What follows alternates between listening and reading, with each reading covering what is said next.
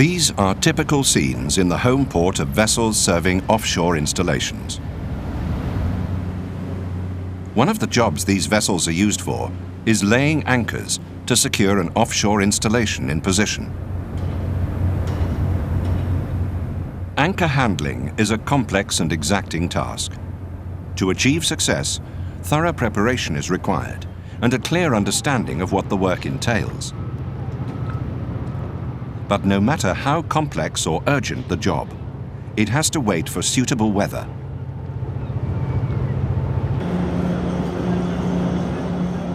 Thorough preparation work on board the vessel should start as soon as the advance copy of the rig movement procedures from the charterers arrives on board to notify the vessel of the operation details. In addition to their scheduled maintenance program, engineers must make sure that the main engines, generators, winches, and hydraulic systems are in top working condition.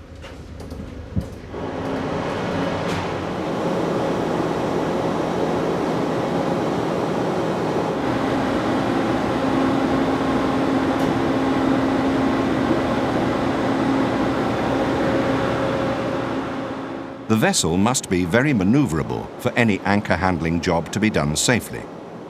And the winches and hydraulics that power the pins and jaws must function reliably.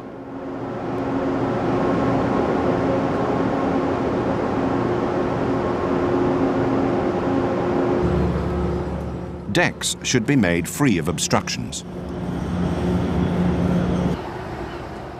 Ideally, the marine representative of the charterer and the master of the vessel should meet face to face before the vessel sets off for the rig to ensure that each detail of the job is discussed thoroughly, even though an advance copy has been sent to the vessel.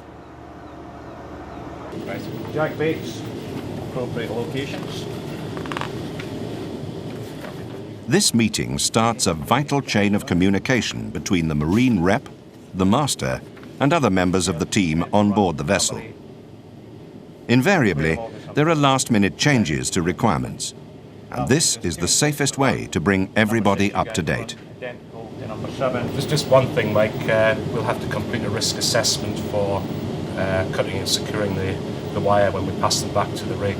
Is there any procedures for that? Okay, yeah, good point, Ali. They go through the details of the plan together, making sure that they understand the operation and are aware of each other's problem areas. To be safe, these men must be of the same mind about the job in hand. Knowing what the job involves, the master can ensure that the vessel has all the right equipment on board and sufficient wire and chain available to do the job.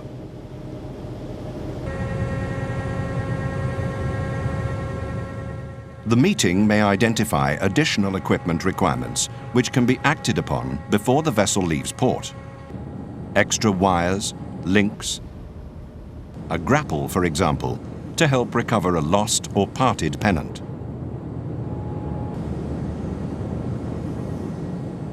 It is time to head out to sea.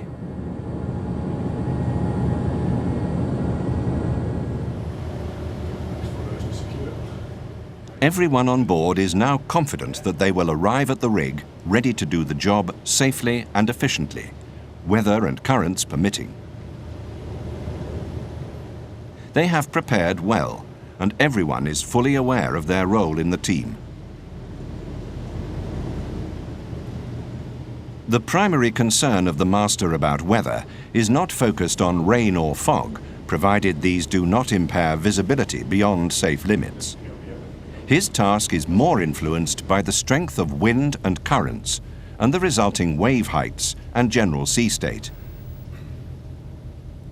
Seafarers working on an anchor handling vessel, or AHV, for the first time quickly realize that it's a very different experience from that on board a large, ocean-going vessel due to its more instant reaction to sea conditions. During the voyage to the rig, the master discusses the latest information with his fellow officers. Now, and we've already got some changes to the procedures, but it's Jack Bates, as you know. He's moving from drill centre 1 to drill centre 2. It's about 5 km move. The procedures indicate that the lift of the anchors will take about 24 hours. No two anchor handling jobs are the same. The hazards are similar, but the moves to deal with them vary from case to case.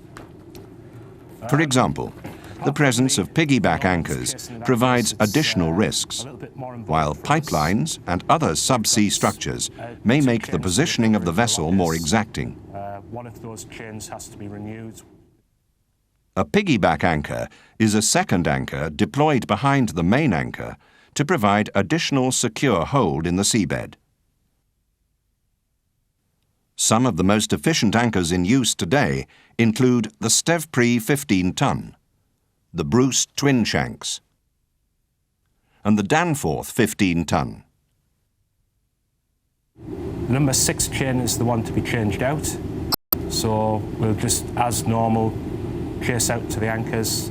Mike has prepared the normal risk assessments. As normal, if you, Ben and Jez, you can do the normal toolbox talks with the guys as you're starting. One of the things a risk assessment process begins, concentrating on the safety aspects of the operations. Before we have to be very careful that this process includes every member of the team who will be involved in the job. The rig's going to be moving, so there could be quite a movement on the hook. Control measures for that. Clear signals. Don't drop the pin until the weight is off the crane. Ensure the correct lead, as straight lead as possible. Watch out for bites in the wire. So far, everything is going according to plan. Arriving at the rig, the master has obtained permission to enter the 500-meter zone.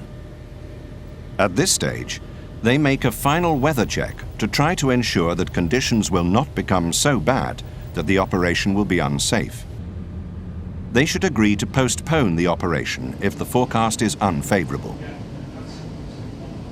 The marine rep on the rig and the master on the vessel agree on weather contingencies, just in case.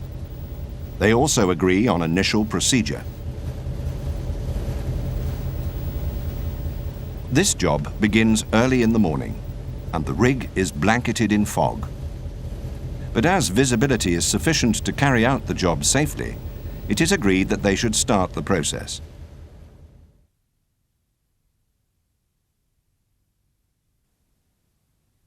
Anchor lifting normally involves the use of a chaser.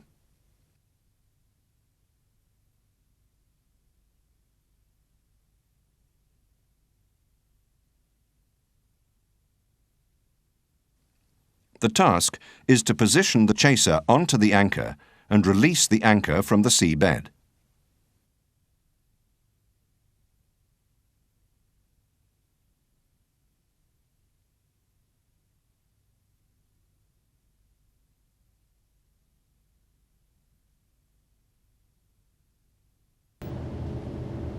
First, the vessel is brought very close to the rig, and the master must consider the risk factors of wind force and current strength.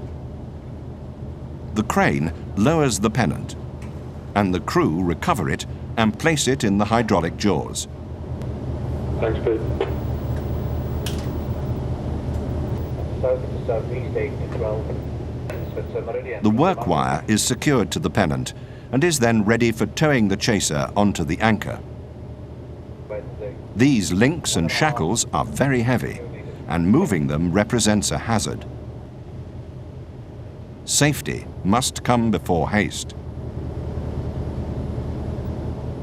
The critical safety issue is that no crew member should be on deck when the work wire is under tension. The process of lifting the anchor begins. The master agrees with the marine rep that this can now be done. He begins to move the vessel away from the rig.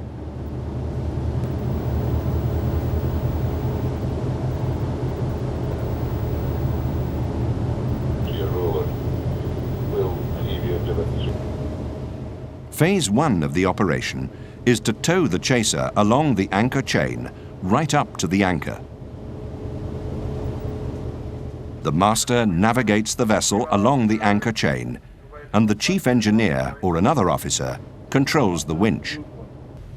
The tension rises in the work wire when the chaser reaches the anchor.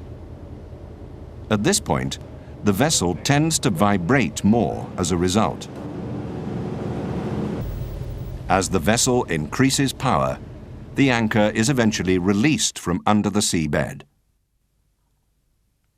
The officer in charge of the winches may also monitor this process by the use of instruments, if available, displaying the tension in the wires and the winch load.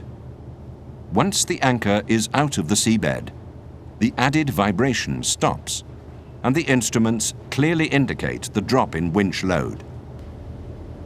Now, the actual lifting phase begins.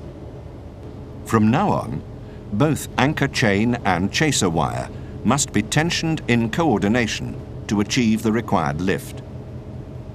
On the bridge, the vessel and rig exchange information as they coordinate their moves to tension the wires.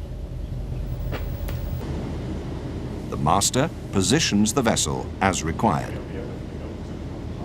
The rig tensions the mooring chain, while the vessel keeps the chaser wire at the required tension and recovers it. This is done by slowly moving towards the rig and at the same time winding in the work wire. Right, okay, well we've got the pennant over the roller, so we'll just stop there. If you give us a call back when we've got the wire in. Normally, the anchor is delivered to the rig for placing onto the rack. The vessel holds the anchor just below the water, and the rig takes up the anchor chain. The vessel releases the pennant, and the winch driver on the rig pulls the anchor into position on the rack. This is the second time the vessel has to be positioned very close to the rig, with all the risks this creates. Overcoming wind and current is even more important now.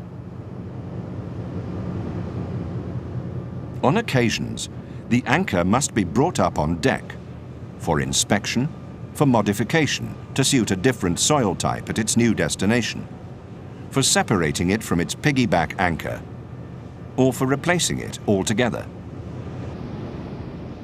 A toolbox meeting on deck communicates the critical safety issues of the tasks ahead and identifies new ones, including the personal protective equipment requirements. We'll be decking this anchor, number 7. I brought the risk assessment down to show you. We've gone through the main hazards identified: adverse weather, moving objects, sharks, jaw operations. What will happen is we'll bring the anchor on deck, the jaws will be locked from the bridge, and then I'll visually check the red lines, and then I shall turn it down, and then that's mechanically locked so they can't release it in any way. That stops them accidentally activate the jaws there. The process of lifting the anchor off the seabed is the same up to the point when the anchor is hanging off just below the rollers. First, the vessel is brought very close to the rig. Near the rollers, crew members must be cautious when handling crane hooks. The crane lowers the pennant, and the crew recover it and place it in the hydraulic jaws. The work wire is secured to the pennant and is then ready for towing the chaser onto the anchor. The crew must withdraw to a safe area, as there is a high risk of wires parting or other dangerous situations occurring during this maneuver. The job of lifting the anchor begins. To position the anchor on deck, it must be lifted in the right way to prevent it from damaging the propellers, the hull, or itself. The master attempts to pull the anchor on board.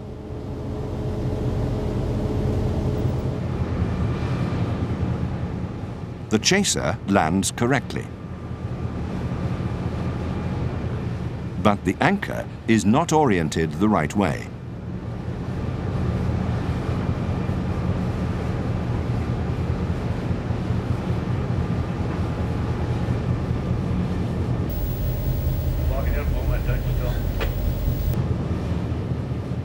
It is lowered back into the water, and the vessel moved so that the wash can get rid of some of the mud which appears to be preventing it from turning the right way for decking. Number 6. The master discusses the situation with the marine rep. On its side, it's just coming up onto the roller and completely the wrong way around, 180 degrees out. Okay, so is that 200 metres, confirm? Yeah, if you come into, that'll be about 500 metres out, chain out, is it? Yeah, so we're working in feet here, so let's convert and I'll stay taking that in for you, sir. Okay, cheers. They decide to have another go. Right, nudge it again, please, Dave.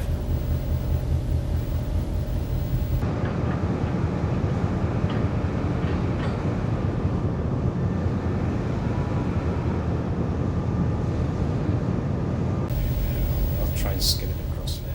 On the second attempt, although still not quite right, the master decides it can be decked safely without damage.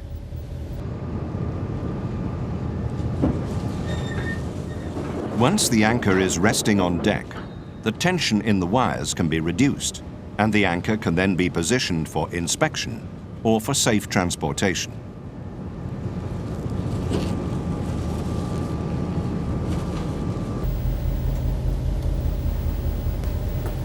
Number 7 winch, Peter. Peter, number 7. Okay, that's the anchor on deck. It hasn't come up the right way. It's on one of its flukes and one of the wings, but loads were pretty low when it came up. Everything's all right with it.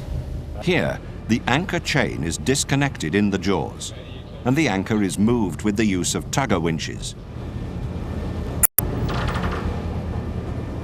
Handling very heavy fittings and the use of a number of tugger wires represent additional risks for the crew.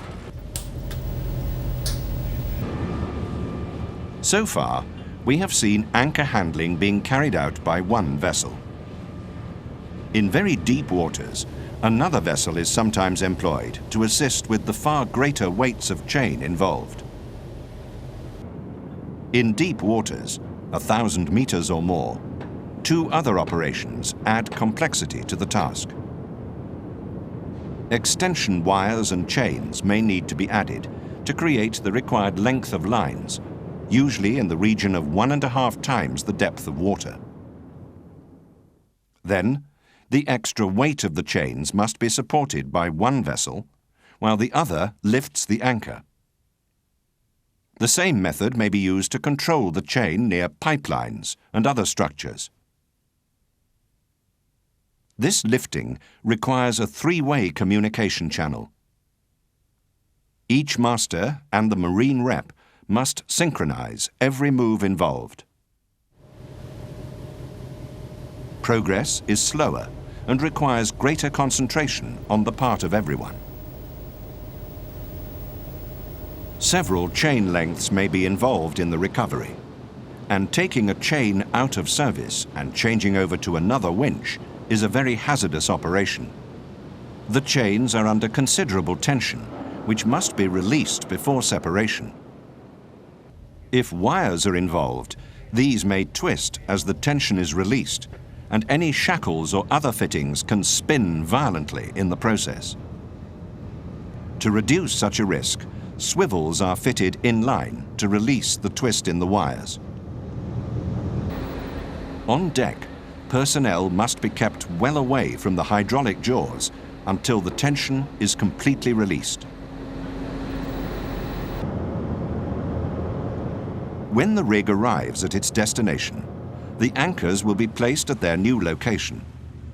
At the start of this process, the vessel is maneuvered close to the rig to collect the chaser wire and the anchor. The prevailing winds and currents will move the vessel, and the master's attention will be centered on controlling her against these forces. This operation should only be done in the most favorable weather conditions.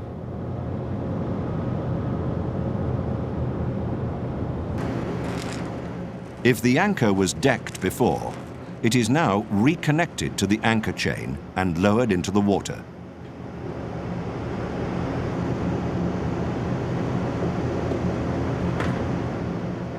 Once the anchor is hung off, the vessel heads for the agreed location.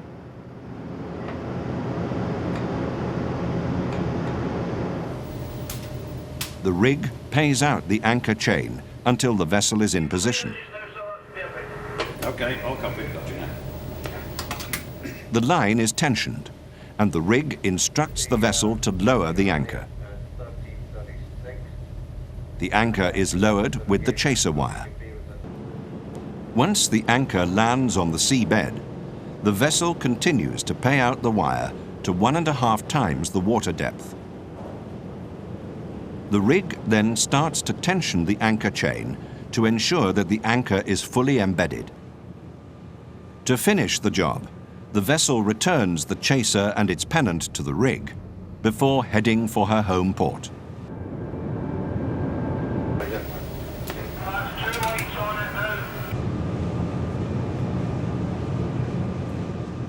With operations successfully completed, the deep concentration required from all concerned can be relaxed. The guiding principles for success have been clearly demonstrated. Thorough preparation of the vessel and all the equipment needed. Waiting for the right weather conditions before operations begin. Understanding every detail involved. Ensuring clear communication at every stage. And maintaining continuous risk assessment throughout. And then I'll visually check the red line. If these principles are followed, then anchor handling will be safe and successful. For further information, please study the booklet supplied with this video.